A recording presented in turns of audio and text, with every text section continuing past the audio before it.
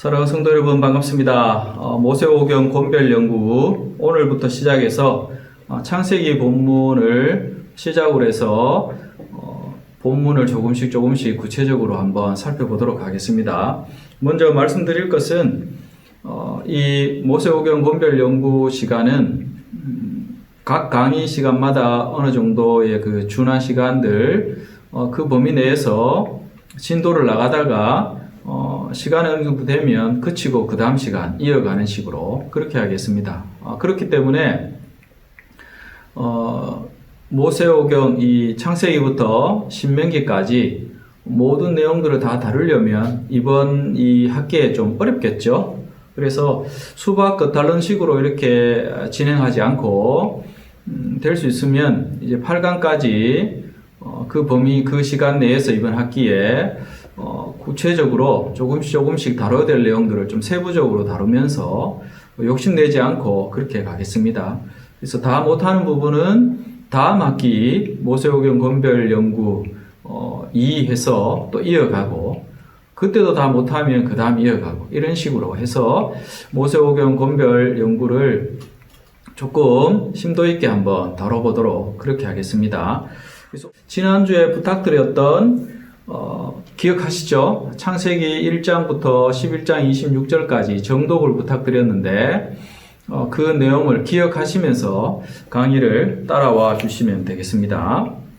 그래서 오늘은 지난주에 모세오경을 간략하게 오리엔테이션을 했습니다.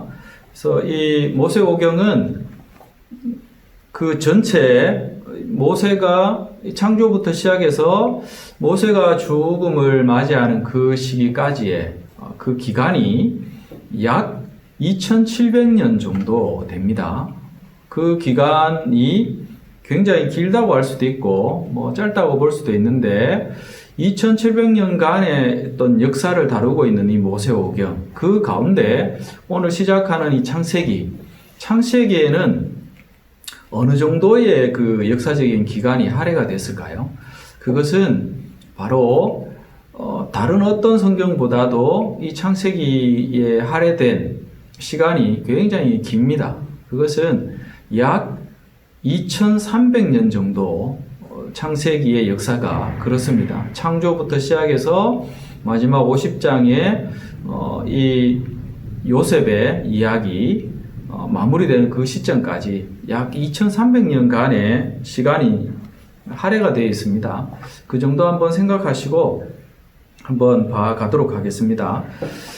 먼저 이 창세기를 보시기 전에 모세오경의 주된 관심사가 무엇인가 이 부분을 먼저 한번 생각해 보시는 게 좋겠죠. 시내산에서 모세가 하나님으로부터 율법을 수여를 하죠. 받습니다. 그래서 그 시내산에서 율법 수여와 그리고 모세가 죽기 전에 그에 의해서 그 법이 재해석된다고 오리엔테이션 시간에 제가 다시 말씀을 드렸는데요. 바로 그러한 연유에서 이 모세오경을 다르게 어떻게 이야기합니까? 율법으로 번역되어지는 토라, 이렇게 히브리어로 토라 이렇게 이야기합니다. 그래서 모세오경의 주요 관심사는 바로 어디에 있다고요? 율법에 있는 것이죠. 그래서 이 창세기는 그러면 이 율법과 관련해서 어떤 내용을 다루고 있냐면 이 율법 수요의 어떤 그 배경 이 부분을 창세기가 제시를 해줍니다. 그리고 출애굽기에서 민수기까지는 이 주로 율법 선포의 어떤 기사를 다루고 있죠. 그리고 신명기는 이스라엘의 가장 위대한 이 모세의 선지자인 모세를 통해서 그 율법의 가장 권위 있는 아까도 말씀드렸지만 재해석 다른 말로 우리가 해본다면 주석을 제시하고 있다. 그렇게 볼 수도 있을 것입니다. 그래서 오늘 이 창세기 2회는 모세오경 전체적인 맥락에서 이루어져야 되겠죠. 창세기 따로 떼서 이해를 한다기보다는 모세오경 전체적인 맥락에서 이루어져야 됩니다. 그래서 이 창세기는 누구에 의해서 언제 기록됐고 또 기록된 목적이 무엇일까? 이런 부분들을 기본적으로 한번 생각해 볼 필요가 있겠죠. 모세에 의해서 창세기는 기록됐다. 이렇게 보통 봅니다. 그래서 창세기는 저자를 직접 언급하지는 않습니다. 이 창세기의 내용은 모세가 태어나기 약 300년 전까지의 역사를 다루고 있어요. 그래서 이 성경은 일관되게 모세가 창세기를 포함한 이 모세오경의 저자라고 증언을 하고 있습니다. 예수님도 모세가 기록한 율법이라고 인정을 하셨죠. 그래서 이 창세기는 누구에 의해서 기록됐는가? 일반적으로 모세에 의해서 기록됐다 이렇게 보지요. 근데 언제 기록됐는가 이것을 아는 게 중요합니다. 여러분, 이 모세오경은 그런 부분에서 이 모세가 물론 하나님에 의해서 택함 받은 귀한 사역자이고 모세가 주인공은 아니지만 하나님에 의해서 크게 쓰임 받았죠. 그래서 이 모세의 어떤 인생사에서 이 창세기가 언제 기록됐는가 이런 부분도 우리가 살펴야 되는데 주로 이 창세기는 예수님 오시기 전 주전 1446년에서 1406년경이라고 이렇게 봅니다. 그때가 언제냐 하면 바로 모세가 애굽으로 내려가서 사역을 시작한 그 해가 주전 1446년이에요. 그리고 모세가 하나님의 부름을 받은 죽음을 맞는 그 시기가 주전 1406년 정도 됩니다. 그래서 그 시기 어느 한 시기에 이 모세오경을 모세가 기록했을 것이고 그 첫 권이 창세기라고 보는 것이죠.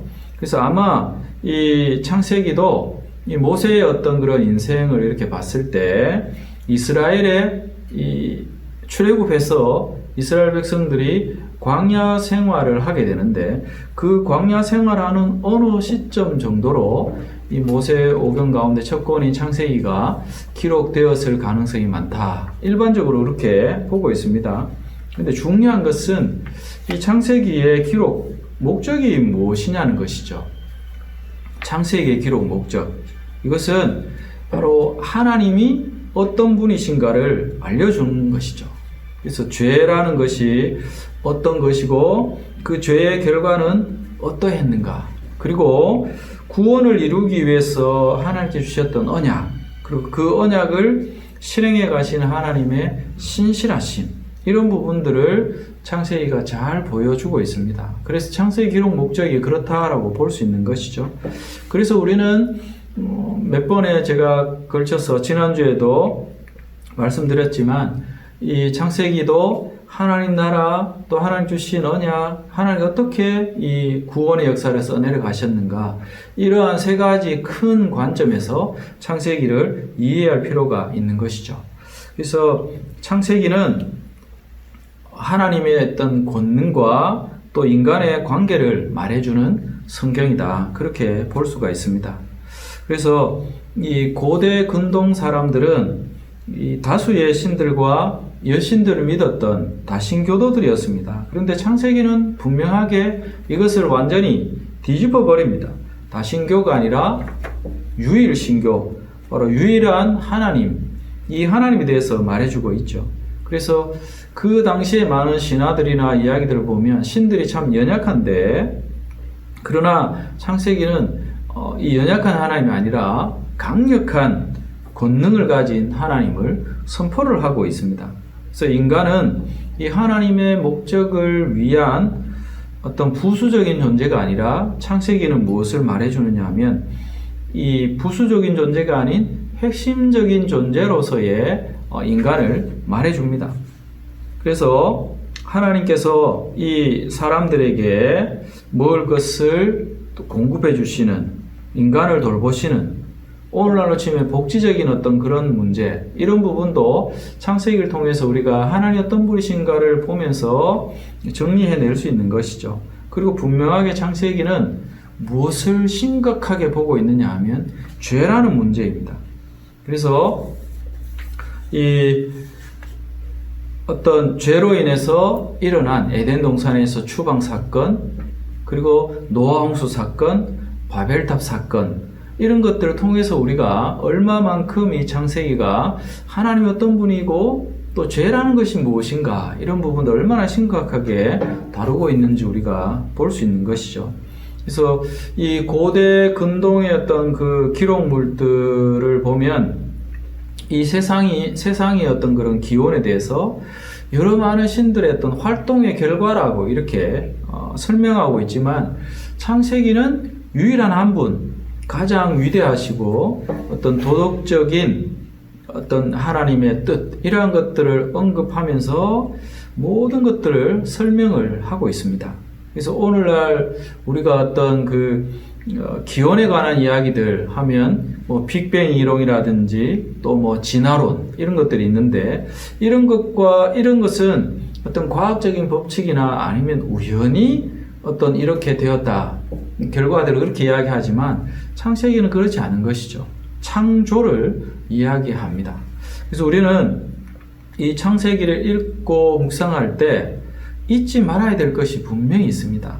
그것은 앞서서도 말씀드렸지만 이 이스라엘 백성들이 출애굽해서 광야 생활을 하는데, 이 광야 생활을 하는 어느 그 시점에서 이 창세기가 기록되었을 것이다. 이것을 우리가 분명히 인지한다면 이 모세오경의 첫 권인 창세기를 통해서 독자들이 출애굽한 이 세대들, 그들에게 이 저자인 모세가 하나님을 통해서 모세오경을 기록한 이 모세, 이 저자가 그 독자들에게 무엇을 말해주려고 했는가, 이 부분은 결코 놓쳐서는 안 될 중요한 문제인 것이죠. 그래서 이 창세기는 그 당시에 읽었던 독자들 뿐만 아니라 지금 이 시대 21세기를 살아가는 저와 여러분들에게 이러한 질문들을 하게 합니다. 그리고 거기에 대한 답을 창세기를 통해서 찾으라고 하는 것이죠. 그 질문들이 어떤 것들이 있을까요? 우리는 누구냐라는 것이죠. 우리는 누구고 어디로부터 왔고 무엇에 의해서 지금 현재 여기에 있는가라는 것이죠. 또 이 출애굽한 이 세대들, 그들에게는 지금 그들이 어디로 가고 있는가, 이게 굉장히 중요한 문제였겠죠.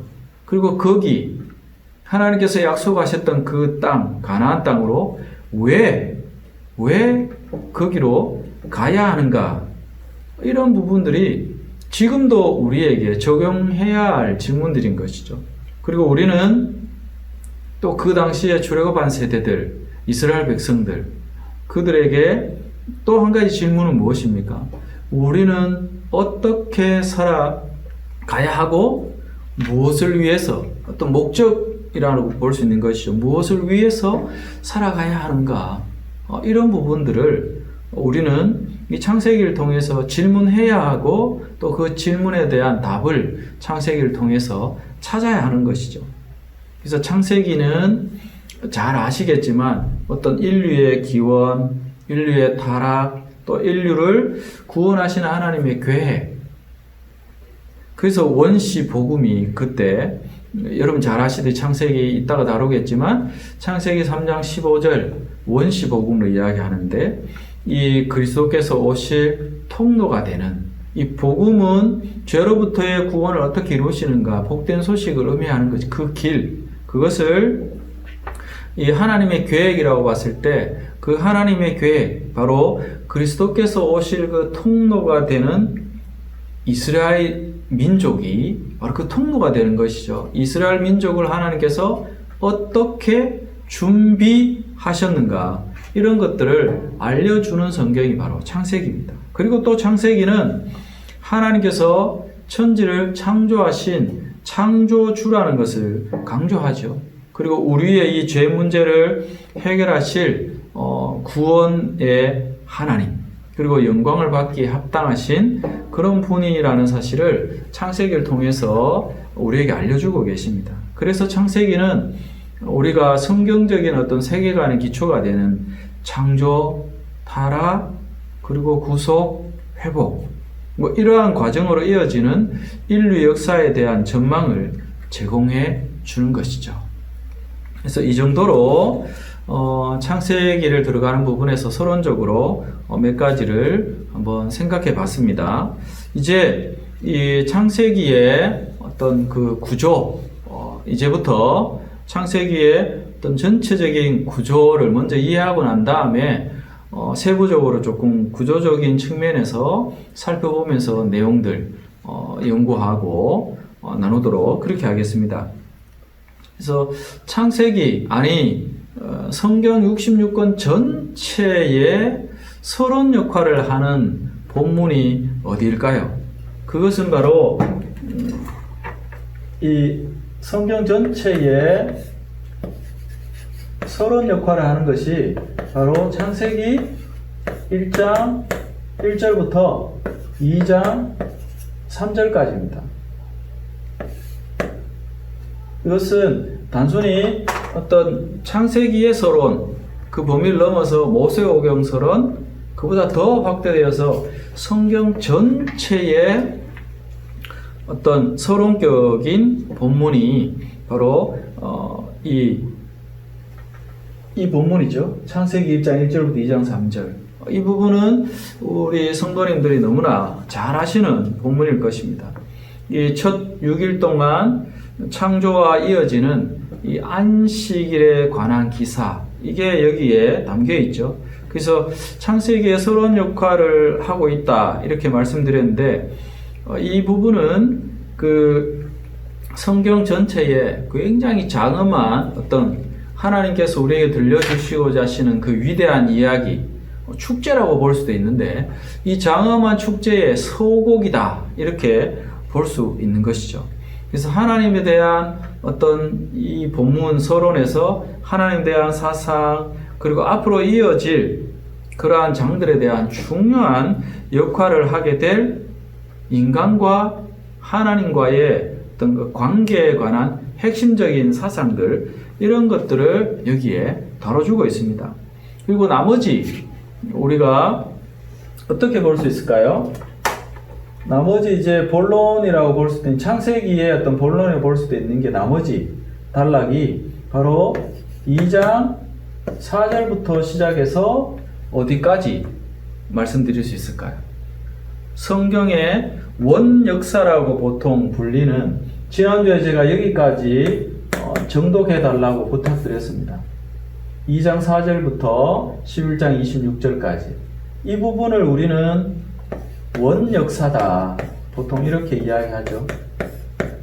그리고 이 11장 27절 이하에 쭉 이제 아브라함이 태어나고 그 이후로 아브라함의 이 후손들로 통하여서 족장 시대가 쭉 이렇게 열리는데, 이 지금 2장 4절부터 11장 26절 여기에는 아직 족장이 나타나지 않죠.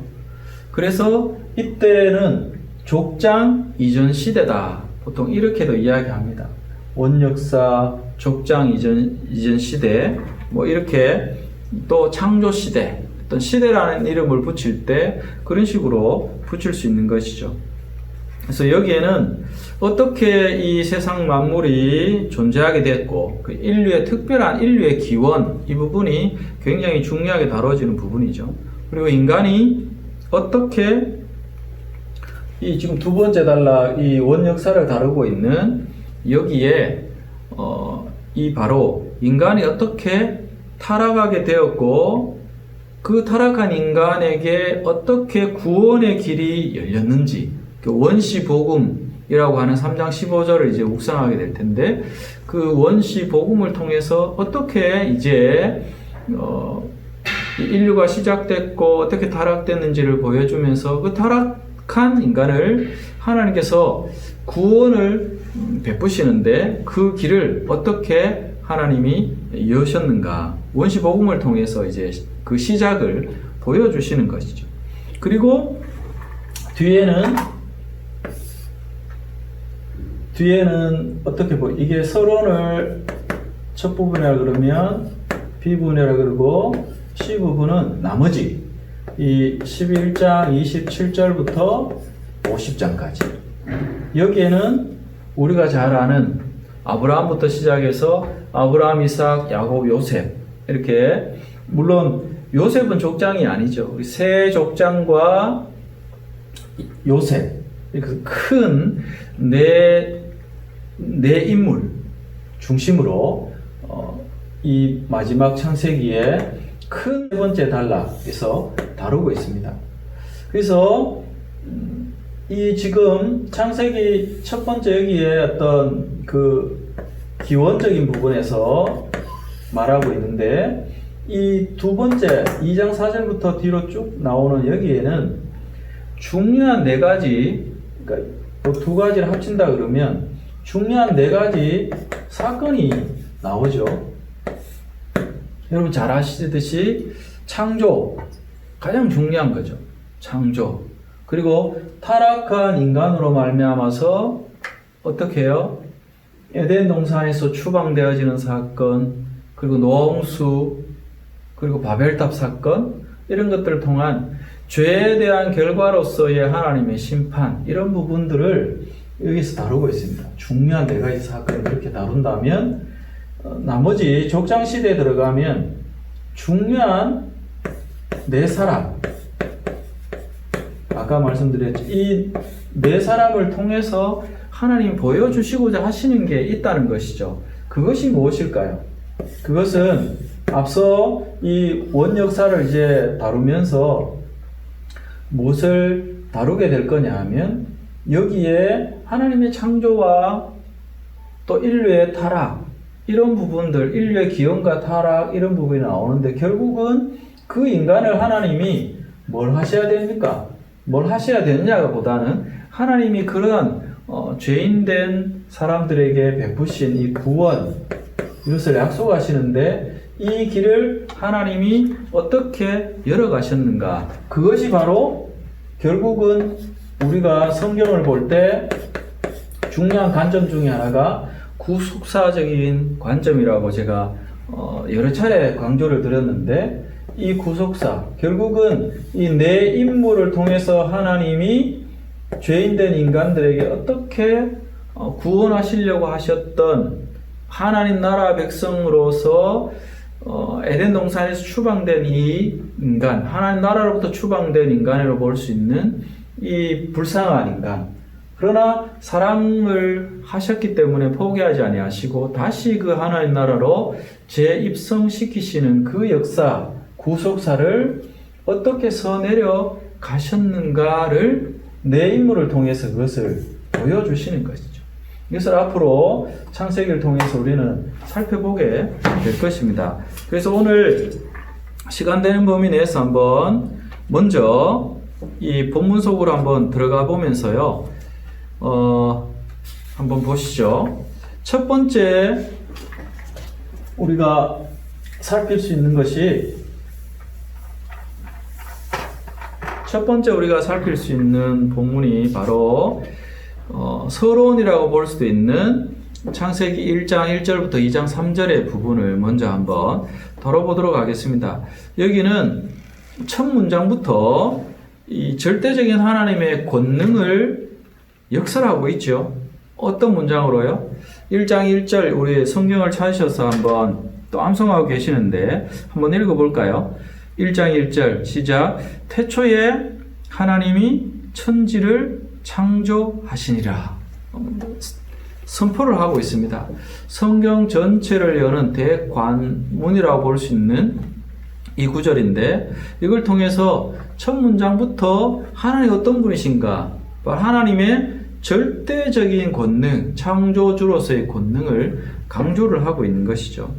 근데 이 처음에 땅은 어둠과 물로 덮여 있었죠. 하나님께 천지를 창조하셨지만 아직 아무것도 없는, 그러니까 어둠과 물로 덮여 있는 이 땅 혼돈의 그런 상태였습니다. 2절을 보시면 땅이 혼돈하고 공함의 흑암이 깊음 위에 있었고 하나님의 영은 수면 위에 운행하셨다. 이렇게 기록하고 있습니다.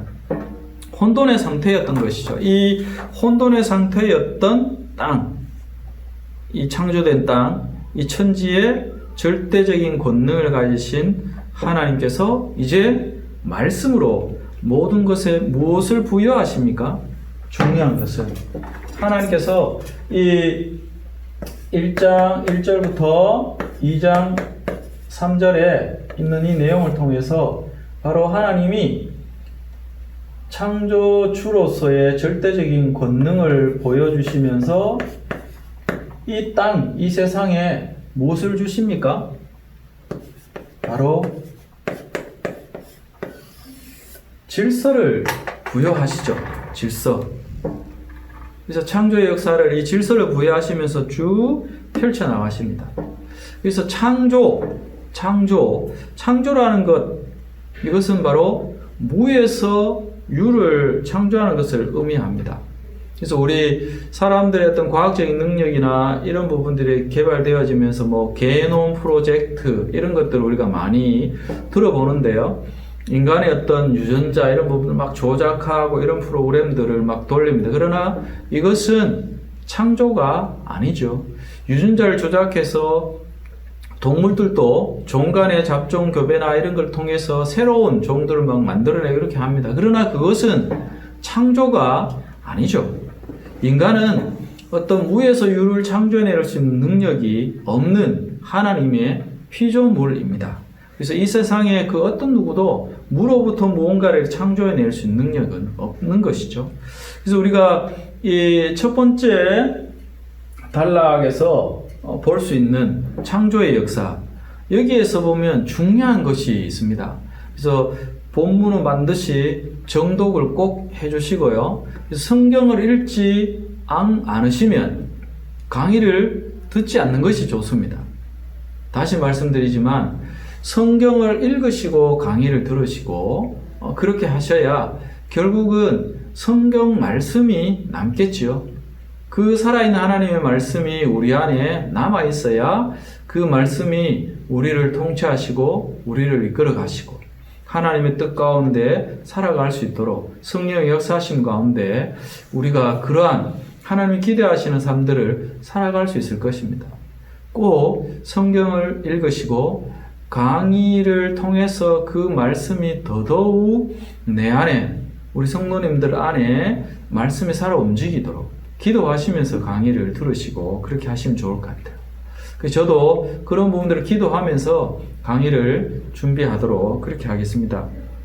그래서 여러분, 우리가 이 창조의 어떤 그 역사를 이렇게 보시면 우리가 6일 동안 하나님이 창조하시고 7일째 안식하십니다. 근데 이 6일 동안에 하나님께서 창조하신 내용들을 가만히 살펴보면 우리가 너무나 잘 아신 내용이니까 정리를 해보면 첫째 날 하나님이 빛을 창조하시고 둘째 날에 궁창을, 셋째 날에는 물과 또 묵과 땅, 묵과 식물을 창조하십니다. 그리고 넷째 날에 해, 달, 별 만드시죠. 다섯째 날에 새와 어떤 이 조류들 또 어류, 물고기 이렇게 만드십니다. 그리고 여섯째 날 하이라이트로 동물과 그 가운데 가장 중요한 사람, 그리고 이 동물과 사람들에게 필요한 먹거리로 식물을 하나님이 만드시죠. 이렇게 첫째 날, 둘째 날, 셋째 날 이 세 날이 결국 뒤에 넷째 날부터 시작해서 정점은 6일, 여기에 필요한 것들이 조금씩 제공되어지는 그런 어떤 순차적으로 창조의 역사가 이루어지는 것을 우리가 볼 수 있죠. 근데 6일 동안에 하나님이 이렇게 창조를 하시고 특별히 사람, 동물, 먹거리 이런 부분들 6일째 창조를 하셨습니다. 그렇게 하신 것이 창조의 온전한 목적이냐? 여러분 어떻게 생각하십니까? 창조의 목적은 거기에 있는 것이 아니라 바로 몇째 날, 7일째 안식하신 그 날, 여기에 창조의 목적이 있는 것이죠. 그래서 단순히 그냥 쉰다라는 어떤 그런 것보다는 이 안식하셨다, 이 안식에는 완성의 의미가 있는 것입니다. 더 이상 필요한 것이 없는 그러한 창조의 역사를 하나님이 써내시고 난 이후에 안식하셨다. 그것은 결국 하나님의 기대치가 어디에 있다는 것일까요? 그 안식하는 날, 하나님 안식하시는 그 날에 모든 피조물, 그 가운데 가장 걸작품인 사람도 하나님처럼 안식해야 된다는 것이죠. 근데 그 안식은 누구와 함께하는 안식일까요?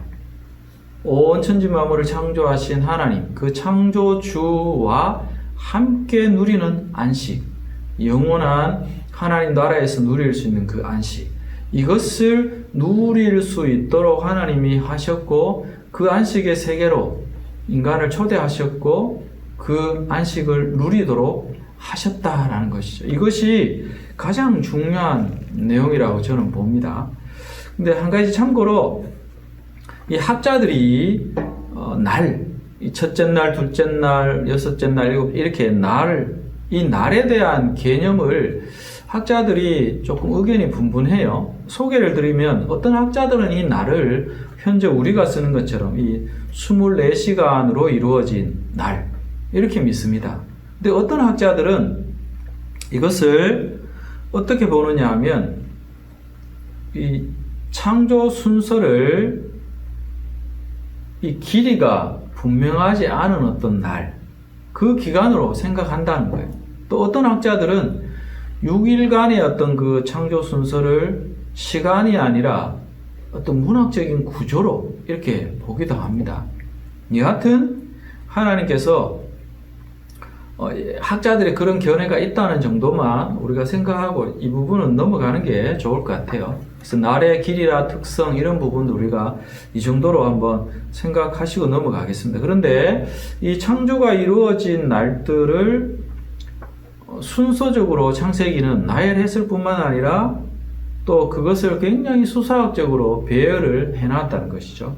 그래서 하나님께서 얼마나 오랫동안 창조하셨는가, 이게 중요한 것이 아니라 하나님께서 어떻게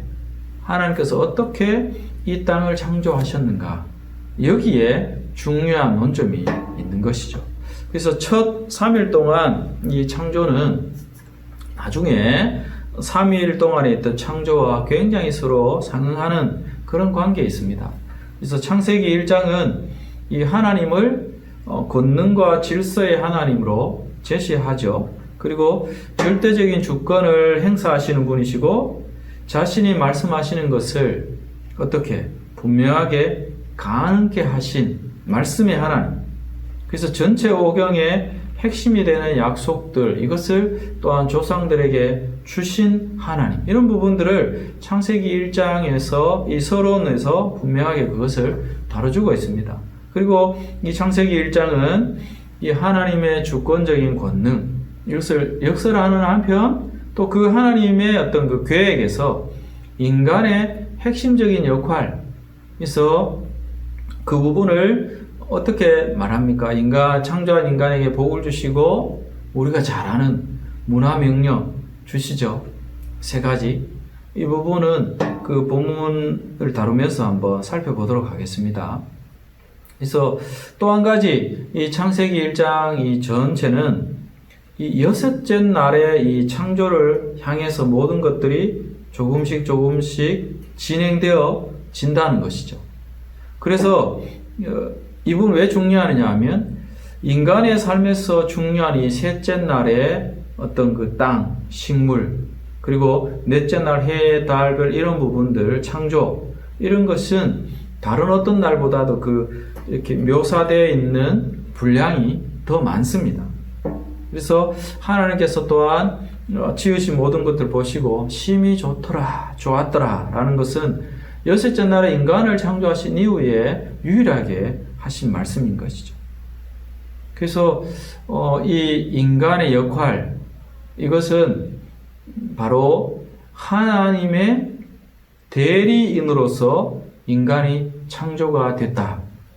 이것을 하나님 형상으로 지음받은 인간에게 하나님이 특별히 복을 주시고 그들에게 생육하고 번성할 그 땅에 충만한 그 모든 생물들을 다스리는 그 명령을 주신 그 사실에 우리가 집중해 보면 이 사실을 알 수 있는 것이죠. 인간은 바로 하나님의 대리인인 것이죠.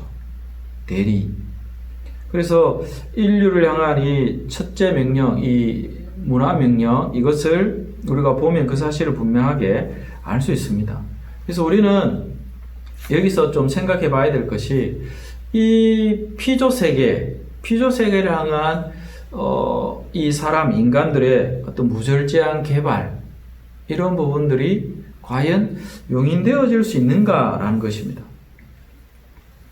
인류가 하나님의 형상대로 이 지음받아서 이 땅 위에서 하나님의 대리인으로 섰던 역할을 해야 된다는 사실, 땅과 그 안에 있는 다른 피조물들을 하나님께서 돌보시듯이 우리도 어떻게 해야 될까요? 돌봐야 된다는 사실, 이것을 망각하면 안 되는 것이죠. 그래서 고대 근동 그 시대에 어떤 왕들에게는 자기 통치 영역 안에 있는 그 약하고 가난한 사람들 돌봐야 될 책임이 분명히 있었습니다. 그래서 창세기는 바로 이러한 내용들을 반영하고 있는 것이죠. 그래서 인류는 하나님을 기쁘시게 하는 방법으로 하나님을 위해서 이 땅을 관리해야 될 책임, 하나님의 대리인으로서 그런 책임이 분명하게 있는 것이죠. 환경을 파괴하고 오염시켜 이런 부분들은 그 직분을 제대로 수행 못하는 것이죠. 지금 우리가 겪고 있는 자연재해라든지 여러 가지 많은 질병들, 이런 것들 창궐하는 이유가 과연 어디에 있을까요? 창세기를 우리가 연구를 하면서 그런 부분을 돌아봐야 될 것입니다. 결국은 인간의 욕심, 이기심, 이런 것들 때문에 자연 환경들이 파괴되어지고, 그러므로 말미암아 어쩌면 하나님의 어떤 이 땅 창조하신 이 세계에 부여해 놓으신 질서를 해침으로 말미암아서 우리 인간에게 여러 가지 재앙들이 찾아오는 것이죠. 우리가 이런 부분을 생각하면 회개해야 될 내용들이 얼마나 많을까요? 그리고 우리가 분명하게 어떤 돌아보고 우리의 삶의 어떤 이 라이프 스타일을 좀 바꿔야 될 부분이 많지 않을까? 그 부분을 하나씩 적용해 가는 것이 창세기를 우리가 연구하는 입장에서 정말 중요한 부분이라고 저는 그렇게 믿습니다. 그래서 이 하나님의 형상대로 인간을 창조하시고 우리가 그 부분을 가만히 들여다보면 하나님께서 인간을 창조하신 것이 아까도 말씀드렸지만 어떤 창조의 절정인 것 같지만, 그러나 창조의 목적은 분명하게 아까 말씀드렸지만 2장 1절부터 3절까지에 있는 하나님의 안식하심, 그 부분에 있음을 우리는 분명히 알 수 있습니다. 우리 성경 창세기 2장 2절부터 3절에 있는 말씀을 한번 읽어보겠습니다. 한번 같이 읽어보시죠. 2장 2절부터 하나님 그가 하시던 일을 일곱째 날에 마치시니 그가 하시던 모든 일을 그치고 일곱째 날에 안식하시니라. 하나님이 그 일곱째 날을 복되게 하사 거룩하게 하셨으니 이는 하나님이 그 창조하시며 만드시던 모든 일을 마치시고 그날에 안식하셨음이니라. 예. 창조의 어떤 절정, 이 부분은 물론 인간을 창조하신 것에 있다라고 볼 수도 있지만, 창조의 궁극적인 목적은 바로 방금 읽은 우리의 이 말씀 속에서 우리는 바로 안식, 하나님께서 안식하신 그 날, 거기에서 우리는 안식의 분명한 개념들을 이해하고 우리의 삶에 적용해야 되리라, 그렇게 믿습니다. 그래서 하나님 형상대로 지음받은 이 인간, 반드시 일곱째 날에 쉬어야 되는 것이죠. 그것을 암시하고 있습니다. 그래서 십계명의 어떤 그 안식일의 기원, 이런 부분들 우리가 찾을 수 있는데, 예수님 말씀처럼 이 안식일은 사람을 위해서 만들어진 것이죠. 그래서 창세기는 이 십계명처럼 또 예수님의 말씀처럼 분명히 우리에게 창조였던 기사 이후의 이 안식, 이 부분을 반드시 이해하고 우리의 삶에 적용해야 될 그 필요를 분명히 보여주고 있다. 그렇게 우리는 생각할 수 있습니다. 그래서 우리가 이 첫 창세기에 어떤 내용을 제시하는 이 1장부터 2장 3절에 있는 내용들을 보면 저자가 우리에게, 이 저자의 모세가 우리에게 우리의 어떤 삶에 있어서의 정말 중요한 근본 원리, 이런 부분들을 보여줍니다. 그래서 하나님의 일관성, 그리고 그 권능, 또 인간의 어떤 그 복지를 향한 하나님의 관심, 그리고 인간에게 가장 적합한 삶의 방식, 이러한 것들을 하나님 분명하게 보여줍니다. 이 서론에서 그런 것들을 보여주죠. 그래서 하나님의 형상으로 지음받은 인간은 이 땅에서 하나님을 대표하면서 이 모든 피조물들의 유익을 위해서 이 세상을 관리해야 되는 역할, 이것을 우리는 분명하게 이런 역할이 우리에게 있다는 사실을 인지를 해야 될 것입니다. 그리고 3장 이후에 이러한 이상적인 이 부분이 깨어지죠. 그러나 깨어졌다고 해서 그것을 우리가 잊어버릴 수 있느냐? 상관없이 살아갈 그런 것은 아닌 것이죠. 마무리해야겠네요. 시간이 조금 오버돼 버렸습니다. 이미. 그래서 우리 사랑하는 성도 여러분, 조금씩 이 창세기의 내용들을 심도 있게 모세오경 끝나는 그날까지 이런 식으로 한번 봐가려고 그렇게 생각합니다.